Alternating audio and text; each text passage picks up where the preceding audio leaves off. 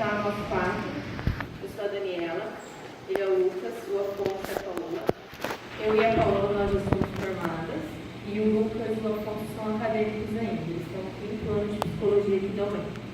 E nós quatro estamos no GPEX, somos do GPEX. Então nós vamos começar agora uma discussão sobre o filme. O filme, por ser uma ficção, ele disparou algumas discussões, algumas reflexões na gente, né? E nós também vamos jogar algumas perguntas para vocês refletirem um pouco. Existe alguma escolha que você se arrepende?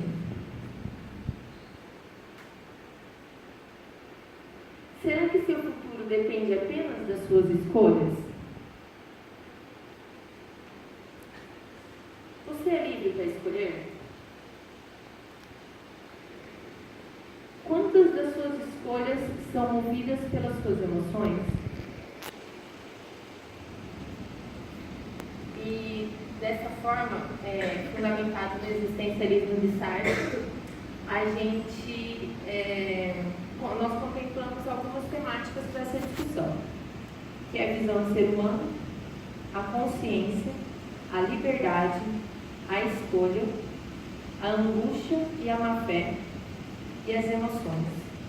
Então, através dessas temáticas, o Lucas, o Afonso e a Paola vão discutir um pouquinho para depois vocês abrirem questões, tá bom? Boa noite a todos. Como a Daniela disse, o filme, por se tratar de uma ficção, é um pouco difícil a gente fazer uma análise dele propriamente, né? Mas a gente viu que nesse filme seria um bom exemplo para a gente tratar de algumas questões do existencialismo, que é o principal foco de estudo do GPEX, e também pensar como o existencialismo pode contribuir para a gente em alguma coisa na nossa vida. Nesse primeiro momento eu vou apresentar alguns conceitos básicos do Sartre. Obviamente não tem como explanar em toda a sua profundidade, só uma pincelada, para fazer sentido as relações que a gente vai fazer aqui depois. Vou dar alguns conceitos, depois o Afonso e a Paola vão tentar fazer esse casamento melhor da filosofia com o filme e com a nossa vida. Bom, para a gente entender a teoria, eu achei interessante a gente partir da visão de ser humano que o Sartre nos propõe. Aqui tem uma citação que é um pouco longa, mas eu achei que ela é muito boa para explicar isso. Eu vou ler. O que significa aqui dizer que a existência precede a essência? Significa que, em primeira instância, o homem existe, encontra a si mesmo, surge no mundo e só posteriormente se define. O homem, tal como o existencialista o concebe, só não é passível de uma definição porque de início não é nada. Só posteriormente será alguma coisa e será aquilo que ele fizer de si mesmo. Assim não existe natureza humana. O homem nada mais é do que aquilo que faz de si mesmo, e esse é o primeiro princípio do existencialismo. Também é isso que chamamos de subjetividade. Bom, a ideia principal que está aqui é que o Sartre rejeita qualquer explicação, qualquer justificativa que tenta encaixar o ser humano em algum conceito, em alguma explicação. Então, por exemplo, se a gente disser, o ser humano é um ser social, o ser humano é um ser político, é um ser religioso, é um animal que responde aos seus instintos biológicos, tudo isso estaria equivocado na visão do Sartre, porque eu já estou definindo, dando uma explicação para ele, a priori, a essência, e nesse sentido, a vida da pessoa, todas as ações dela seriam apenas reflexo disso que já existe, que já estava definido. E é isso que ele rejeita, é por isso a frase bem emblemática, a existência precede a essência. O Sartre acredita que a gente foi jogado no mundo, está aí, diante do mundo, e não se preocupa em achar a evolução, ou o sentido, a criação do homem. Simplesmente estamos aqui, e a partir disso temos a responsabilidade de forjar o sentido de nossa vida, de forjar o significado que ela vai ter. E é por isso que o Sartre, para se referir ao ser humano, ele sempre usa esses termos, uma totalização em curso ou um projeto. Porque ele diz que o homem, a priori, não é nada. Ele sempre é um projeto de ser alguma coisa, um vir a ser. Uma totalização que está em andamento, que está em curso. Bom, e para sustentar essa visão de homem, ele apresenta alguns conceitos. Talvez um dos principais é a noção de liberdade. E que é um pouco contraditório às vezes, porque ele é um pouco diferente da liberdade que a gente usa no dia a dia, no cotidiano para se referir a alguma coisa. E eu vou tentar explicar ela então aqui. Só que antes disso, é importante que a gente entenda o que ele chama também de consciência. Esses dois autores são comentadores do Sartre e dizem que se a gente descrever a consciência, a gente vai estar descrevendo a liberdade. Aqui embaixo, o para si expressa essa liberdade. Para si é um outro nome que o Sartre usa para designar a consciência. Então, para a gente entender o que ele chama de consciência, a gente já vai estar dentro do campo da liberdade. E no capítulo do livro Ser ou Nada, que o Sartre se dedica a falar da liberdade, ele começa falando do conceito de ato. Aqui então que ele vai explanar sobre a consciência e sobre a liberdade. Se eu perguntar para vocês o que é uma ação, talvez fique um pouco difícil responder, porque uma ação pode ser muita coisa, né? A gente usa para se referir a muita coisa. Pode ser qualquer movimento, qualquer intervenção, qualquer acontecimento no mundo, a gente chamaria de uma ação. Mas o Sartre dá uma restringida nisso. Ele admite que existem ações que são acasos, que independem de alguém, acidentes que acontecem, simplesmente acontecem, mas existe um outro conjunto de ação que minimamente o ser humano planeja elas, tem um objetivo com elas. Em outras palavras, tem uma intencionalidade naquela ação. E é sobre esse tipo de ação, sobre esse conjunto de ação, que ele vai tentar explicar a grande teoria dele. Então, a primeira atribuição do conceito de ação, desse conjunto de ação, pelo menos, seria um agir no mundo com vistas a uma mudança intencional. Ou seja, é preciso modificar a figura do mundo, mas desde que isso tenha uma intencionalidade, uma intenção nessa modificação do mundo.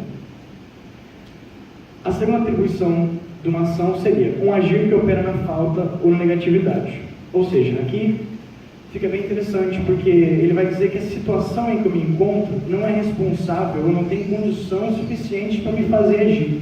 É o ser humano que nela vai perceber alguma coisa, vai perceber uma falta, uma ausência de alguma coisa, e por meio disso ele vai elencar o objetivo e agir.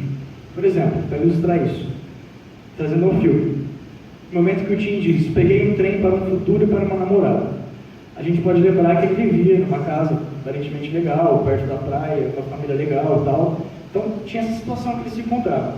Ela, por si mesma, não foi responsável por fazê-lo agir, por fazê-lo sair de casa, procurar uma namorada. Ela não tem essa capacidade, a situação em si não tem nada.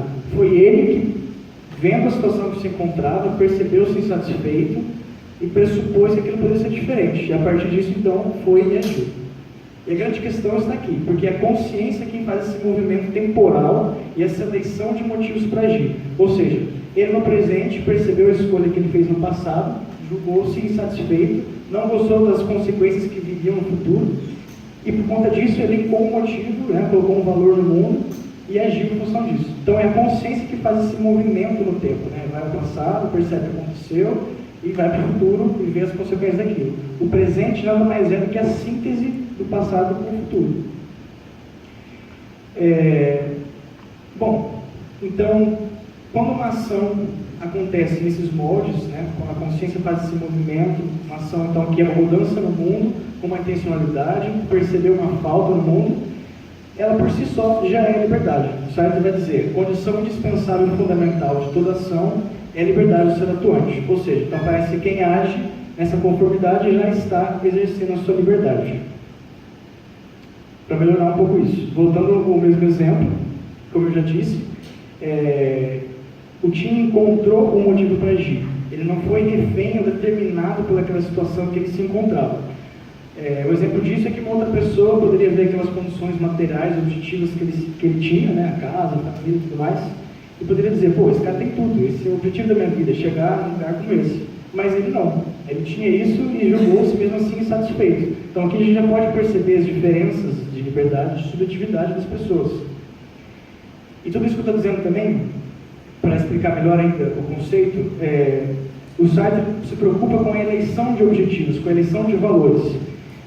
A discussão de liberdade não entra no campo da obtenção. Então, por exemplo, não importa se o Tim conseguiu ou não a namorada, se ele conseguiu o que ele tanto queria, mas só o simples fato, na verdade não é simples, só o fato dele ter percebido uma ausência, ter colocado um valor no mundo e agido em função disso, pronto, ele já exerceu a liberdade dele. A discussão da liberdade sartriana fica nesse campo, não propriamente na obtenção de recursos, de objetivos, de finalidades.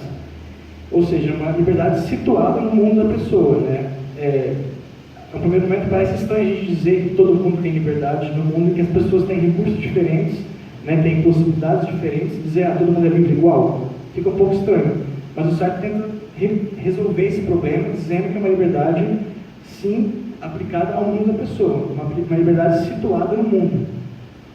Então, um exemplo bem extremo, um prisioneiro dentro de uma cela sem nada. A gente diria, pô, ele foi privado de liberdade. A liberdade que a gente tem de senso comum realmente ele foi. A gente poderia pensar, sei lá, pelo menos duas opções que ele tinha ali. Aceitar a prisão dele, ficar lá, tentar fugir, se matar, como você disse. Então, pelo menos tem três opções. Não importa se ele vai conseguir fugir, não importa se ele vai se matar, mas o fato dele ter essas opções nessa situação, por mais drástico que seja, ele já está podendo exercer a sua liberdade. Bom, o conceito é bem denso, então essa foi só uma explanação, imagino que pode ter dúvidas e críticas a isso, e a gente pode tentar resolver isso depois na discussão que a gente vai ver. Aqui, na verdade, é só uma citação para ilustrar isso que eu disse. Eu vou ler junto também porque eu acho que é interessante. A discussão que opõe o senso comum aos filósofos provém de mal entendido. O conceito empírico e popular de liberdade, produto de circunstâncias históricas, políticas e morais, equivale à faculdade de obter os fins escolhidos. O conceito técnico e filosófico de liberdade, o único que consideramos aqui, significa autonomia de escolha. Ser livre não significa obter o que se quis, mas sim determinar-se por si mesmo a querer. Em outros termos, o êxito não importa em absoluto a liberdade. Bom, mas tudo isso pode nos dizer, oferecer e contribuir para a gente. Por meio desses conceitos da visão de mundo, de ser humano do Sartre, ele nos diz que a condição humana é essa, de estar sozinho no mundo, de certa forma, de estar em um mundo em que existem projetos alheios, muitas vezes vamos fazer as coisas e elas não vão se concretizar, e de perceber que cada escolha implica uma renúncia, cada escolha tem um ganho, tem uma perda, e essa é a condição da escolha. Então, essa responsabilidade que é jogada para o ser humano, né, de que ele não é refém de nada, de que ele não é causa de nada, ele não pode justificar a vida dele por uma coisa a priori, por uma predestinação, isso parece um tanto quanto angustiante, né? Então, o ser humano é responsável pela sua própria vida, ele é responsável por construir o sentido da sua vida. Isso, ele nos fornece o conceito de angústia, então. Ele diz, não, isso é bem angustiante. Quando a gente se percebe, quando a gente se coloca de frente com a nossa existência, a gente sente angústia, porque a gente tem que criar um sentido para ela. Por mais que no mundo existem vários conselhos e várias coisas já produzidas, ainda assim elas não resolvem todos os dilemas que a gente passa no dia a dia. Então o homem ainda tem essa responsabilidade, o ser humano tem essa responsabilidade de resolver os dilemas e de criar um sentido. Isso aqui muitas vezes não é tão fácil e a gente cai várias vezes na má-fé. Má-fé é um outro conceito que significa terceirização da responsabilidade das coisas. Ou seja, quando eu justifico uma falha, alguma coisa, um fracasso, por outras coisas que não em mim mesmo. Por exemplo, a Charlotte, no filme, quando o Tim vai se declarar para ela, ela diz, pô, mas você vem aqui no último dia falar que gosta de mim? Se fosse na primeira, talvez ele certo. É um exemplo de má fé, porque ela jogou para o tempo a explicação. Ela falou, se fosse lá no passado, ele certo. Ela não assumiu para ela aquela responsabilidade. Uma postura de não má fé seria, pô, independente disso, independente se eu quisesse que ele tivesse feito isso lá no passado, eu digo, não quero, não tenho sentimentos por você, eu não estou afim. Seria uma postura de não má fé, né? E a gente faz isso em vários momentos, né? A gente fala, eu sou assim, eu nasci assim, eu fiz isso porque você fez isso antes, eu fiz isso porque minha família é de tal forma. Então tudo isso seriam posturas de má fé, que é jogando para as coisas do mundo a responsabilidade do fracasso. E não assumindo para nós mesmos aquela posição. E talvez o que o filme nos traz de mais valioso é que o Tim volta no tempo, a todo momento, né? Como uma forma de talvez negar essa condição humana, negar essa condição da escolha, de que como eu disse, perder uma coisa e ganhar outra. Ele então nega essa realidade, né? Ele se vê no presente, percebe a escolha que ele fez no passado, não gosta das consequências que virão e nega isso, tenta voltar no passado e fazer isso. Bom, a gente na vida real não consegue voltar no passado materialmente, fisicamente. Mas muitas vezes a gente faz isso no âmbito da consciência, né? A gente fica lá no passado pensando, pô, mas se tivesse feito aquilo, se tivesse acontecido aquilo, se tivesse isso e tal. De certa forma, quando a gente faz isso, a gente está também esquecendo dessa condição, da escolha dessa condição humana. E uma postura autêntica, uma escolha autêntica diante disso, poderia ser essa, quando a gente percebe essa realidade, percebe essa condição, e mesmo assim age, sabendo que vai sim ter fracassos, vai sim ter tristezas, mas mesmo assim há ganhos, né? No filme mostra muito isso, no momento em que ele diz da volta do tempo, que ele acabou de voltar no tempo, ele fala, pô, eu vou tentar viver como se fosse a última vez, como se fosse uma única vez. Isso seria uma postura, parece mais autêntica, né? Um exemplo de uma escolha autêntica do Tim é quando ele tem que optar pelo filho, né, que vai vir, e pelo pai. Naquele momento ele sabia que ele tem que ter um ou outro, né? E é um momento muito, muito doloroso, ele sente angústia por perceber essa responsabilidade, mas ele respeita, entre aspas, a condição humana e a condição da escolha. Talvez por isso também é um dos momentos mais emocionantes do filme, porque a gente se reconhece nele ali, a gente se vê ali, a gente vê a humanidade ali. Aquilo sim, uma simulação da vida real, e não tudo que aconteceu antes, né? Bom, agora eu passo a palavra para o Afonso.